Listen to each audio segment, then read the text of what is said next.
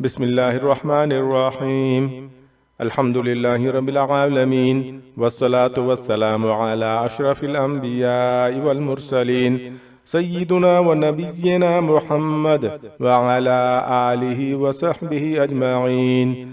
السلام علیکم ورحمۃ اللہ وبرکاتہ۔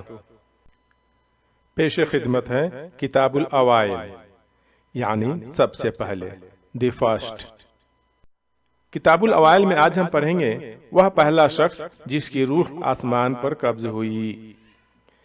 امام ابن جریر رحمۃ اللہ علیہ حلال بن یصاف سے بیان کرتے ہیں کہ انہوں نے فرمایا، حضرت عبداللہ بن عباس رضی اللہ عنہما نے میری موجودگی میں کعب احبار سے فرمایا، ادریس علیہ السلام کے بارے میں اللہ کے اس فرمان، اعوذ باللہ من الشیطان الرجیم، بسم اللہ الرحمن الرحیم، وَرَفَعْنَاهُ مَكَانًا عَلِيًّا کا کیا مطلب ہے؟ اور ہم نے ان کو اونچی جگہ اٹھا لیا تھا۔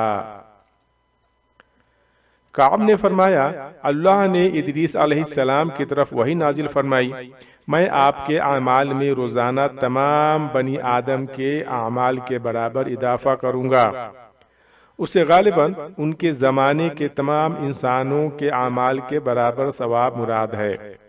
ان کے دل میں خواہش پیدا ہوئی کہ ان کی نیکیوں میں بہت اضافہ ہو جائے۔ ان کے پاس ان کا ایک دوست فرشتہ آیا۔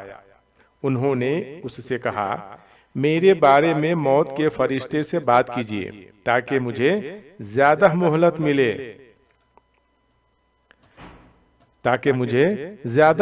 ملے اور میں زیادہ نیکیاں کر سکوں۔ فرشتے نے انہیں اپنے پروں میں چھپا لیا اور انہیں لے کر آسمان پر چلا گیا۔ چوتھے آسمان پر اسے ملک الموت اوپر سے آتے ہوئے ملے۔ اس نے ملک الموت سے اس معاملے میں بات کی جو ادریس نے کہی تھی علیہ السلام۔ ملک الموت نے فرمایا، ادریس ہے کہاں؟ انہوں نے کہا، وہ میری پیٹھ پر ہیں۔ ملک الموت نے کہا، تعجب ہے، مجھے بھیجا گیا تھا اور حکم ملا تھا ادریس کی روح چوتھے آسمان پر قبض کرو۔ میں دل میں کہہ رہا تھا وہ تو زمین پر ہیں، میں ان کی روح چوتھے آسمان پر کیسے قبض کروں گا؟ چنانچہ انہوں نے وہاں ان کی روح قبض کی، یعنی چوتھے آسمان پر حضرت ادریس علیہ السلام کی روح قبض کی۔ اللہ تعالی اس ارشاد میں اسی طرح ارشاد ہے،